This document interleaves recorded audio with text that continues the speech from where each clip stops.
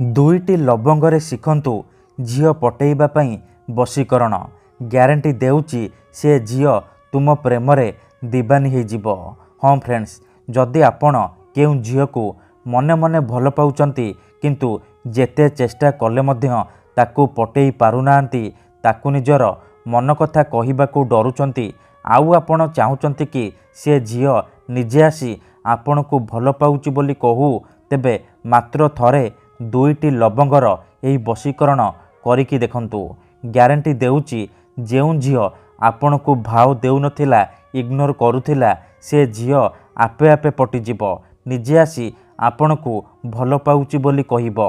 एही वशीकरण साहाय्य आपण सुंदरी पड़िशा घर भाउज को मध्य निज बसरे करि परिबे, ताठारु मन मुताबक काम हासिल करि परिबे। एही वशीकरण करिबा पई आपण को कौनसी प्रकार मंत्र तंत्र करने पड़बनी किंबा किछि भी पैसा खर्च करने पड़बनी। केवल दुईटी लवंगर साहाय्य आपण निज पसंदर सुंदरी सुंदरी झील को निज प्रेम रे दीवानी करि परिबे। पड़िशा घर भाउज ठारू मन चाहुथिबा काम हासिल करि परिबे। एही वशीकरण करिबा सबुठारु सहज।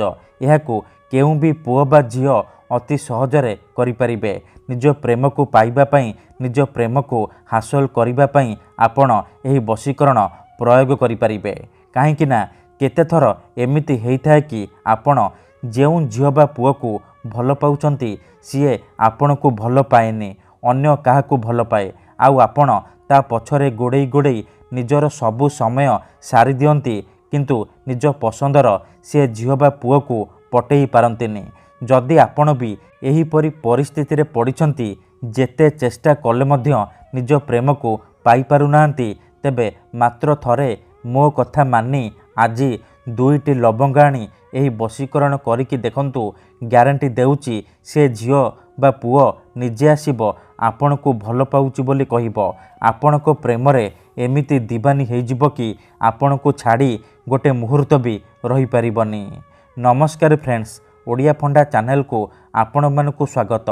आजिर एही भिडियोटी रे मु आपणक पई आमर तंत्र शास्त्ररू नहीं आसीची दुईटी लवंगर महाशक्तिशाली वशीकरण, जहाकू प्रयोग करी आपण केउ भी झील बा विवाहिता नारी को मुहूर्तक भितरे निज बसरे करि परिबे, ताठारु मन मुताबक काम हासिल करि परिबे।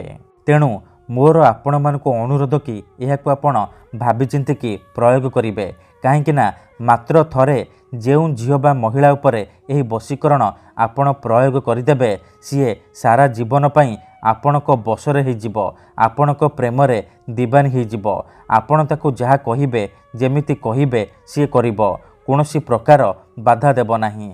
तेणु मोर आपण मानकु अनुरोध कि जदि आपण सतरे से झील को भल पाउचंती, तेबे आपण एही वशीकरण प्रयोग करिवे। अन्यथा मनरे कोनोसी खराब उद्देश्य किंबा कोनोसी खराब काम पई आपण एही वशीकरण प्रयोग करिवेनी। दुईटी लवंगर एही वशीकरण प्रचंड महाशक्तिशाली वशीकरण। एहार प्रयोग केबे भी खाली जायनी। जे भी एहाकू करिछि सफल होइछि। वर्ष वर्ष धरी भांगी जाइतिबा पुराणा प्रेम को फेराई आनी पारिछि। सासु नणंद दियर भाउज काहाकू भी निज बसरे करी ताठारु निजर मन मुताबक काम हासिल करि पारिछि। तेणु जदि आपण से झील को पटेइबाकू चाहुचंती, पड़िशा घर सुंदरी भाउज को पटेइबाकू चाहुचंती, ताठारु मन मुताबक काम हासिल करिबाकू चाहुचंती, तेबे मात्र थरे मो कथा मानी दुईटी लवंग आनी एही वशीकरण करिकी देखंतु। तापर देखिबे किपरि से झील राति दिन तुम कथा भाबिबो, राति दिन तुमको फोन करिबो। पड़िशा घर सुंदरी भाउज फोन करिकी घर को डाकिबो, जहा चाहिबे ताहा करिबो, कोनोसी प्रकार बाधा देब नाही। तेबे एही वशीकरण आपण किपरि करिबे, केमिति करिबे, एहार प्रयोग विधि कौन मु आपनकु शिखेइबी। संपूर्ण प्रयोग विधि ठीक भाबरे शिखेइबी। जानिबा पूर्वरु मोर गोटिए छोटिया कथा मन रखंतु।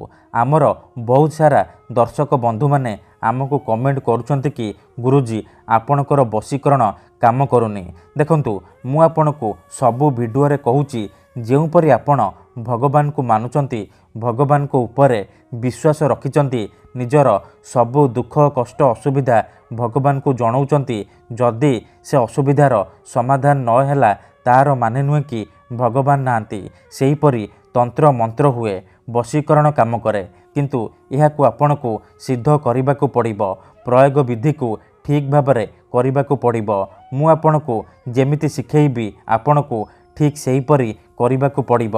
ତେବେ ଯାଇ ମୁଁ ଆପଣଙ୍କୁ ଗ୍ୟାରେଣ୍ଟି ଦେଉଛି ଆପଣ 100ରୁ 100% ସଫଳ ହେବେ। ଯଦି ଗୋଟିଏ ଥରରେ ସଫଳ ହୋଇପାରୁନାହାନ୍ତି ଦ୍ୱିତୀୟ ଥର ଚେଷ୍ଟା କରନ୍ତୁ, ନିହାତି ଭାବେ ସଫଳ ହେବେ। କାହିଁକିନା ଏହି ବଶୀକରଣକୁ ପ୍ରୟୋଗ କରି ହଜାର ହଜାର ଲୋକମାନେ ଲାଭବାନ ହୋଇଛନ୍ତି।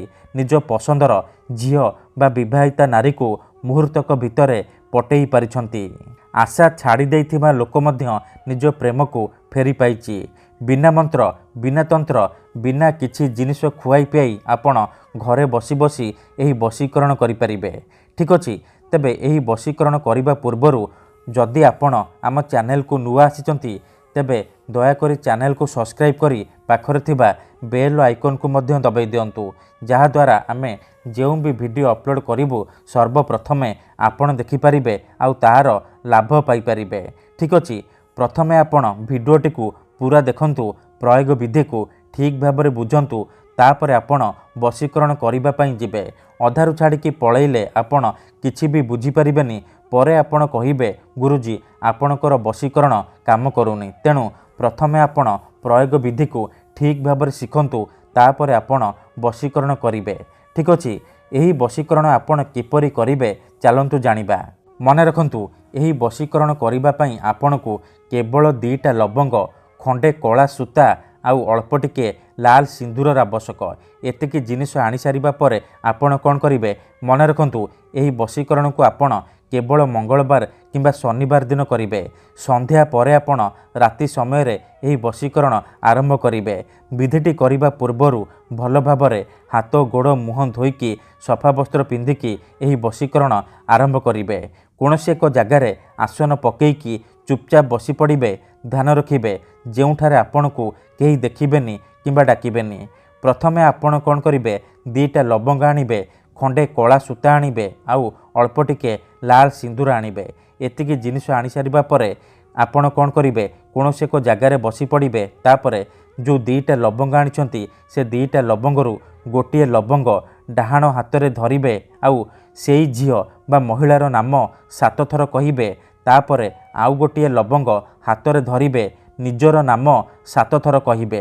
ଏତିକି କହିସାରିବା ପରେ ଆପଣ ସେ କଳା ସୂତାକୁ 2ଟା ଲବଙ୍ଗରେ ଭଲ ଭାବରେ ଗୁଡ଼େଇକି ବାନ୍ଧିଦେବେ ଆଉ ସେଥିରେ ଅଳ୍ପ ଟିକେ ଲାଲ ସିନ୍ଦୁର ଲଗାଇଦେବେ।